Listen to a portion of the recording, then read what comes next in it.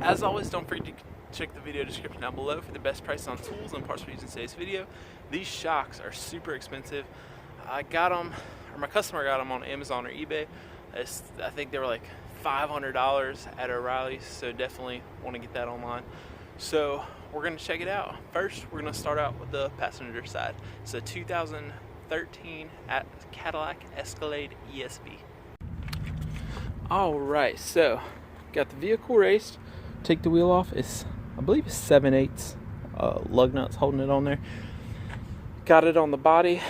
Make sure you use a jack stand and make sure you chalk the wheels. You're also going to need another jack stand over here. And first thing we're going to take off is there's a nut right here. It's a 21 and I got my ratchet.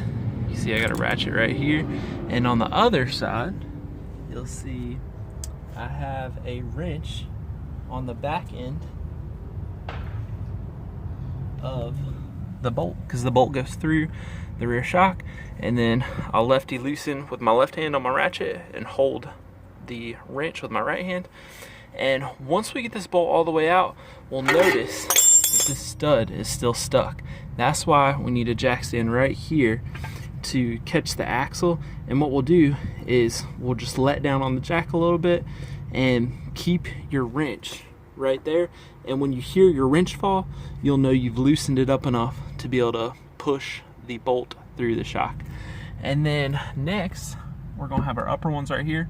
We're going to take this off and this off, and then we'll be able to lift up a little bit so we can see the fastener holding the shock up at the top. To take your little hold down pieces off, I'm just going to take a tool like this. I'm going to pry, and this one's not being very cooperative, but I'll work with that. I'll get that one out, and this one, maybe this one will be easier, better demonstration. Nope.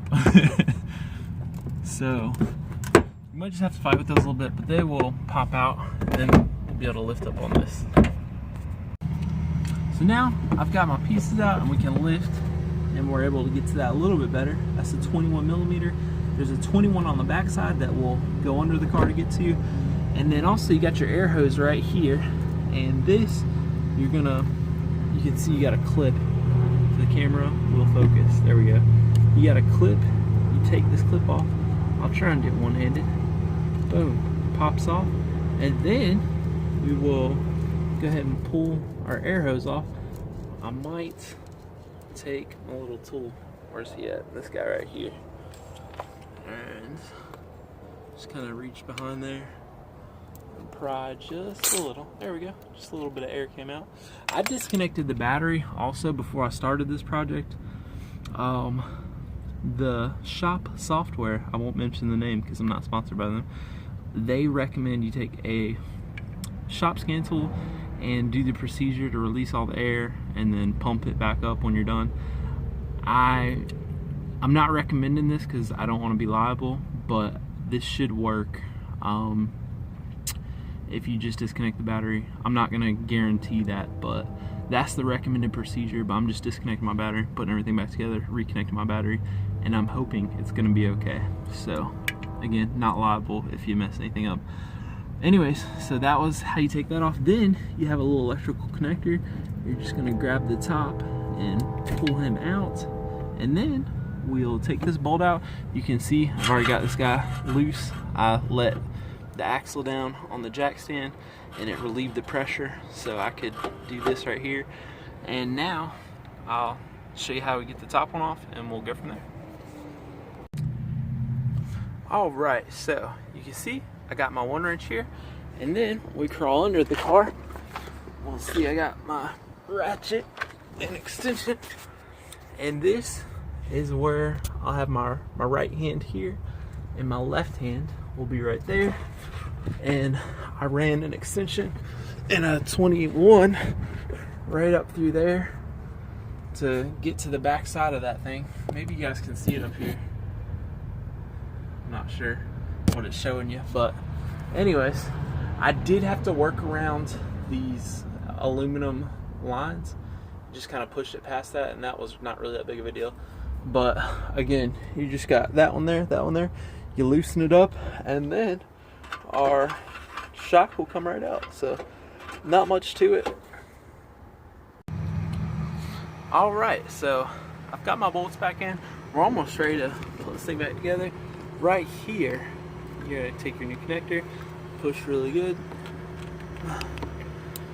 until it clicks. Mine clicked in. Then for your air, we're going to grab your little clip here. I'm going to have to use 2 hands, but you're going to slide this back on, and once you've slid your clip back on, it'll sit, and then you'll snap it back on, and it's that simple. So not too bad of a project. Of course, put your wheels back on, and that's pretty much it. So thanks for watching.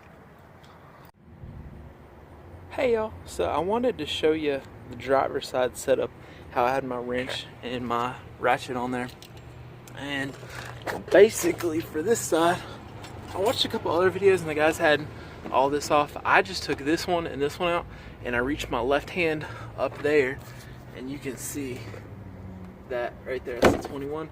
And then we come up over here and you can see I took a 1/2 inch ratchet and an extension that long that reaches all the way to the bolt, which is back there. So I just reached behind there. That's the placement. You take your left hand and you come up on this side and then feel the extension and socket coming through, and then make sure it's on there. And that's how I was able to get both sides for the driver's side.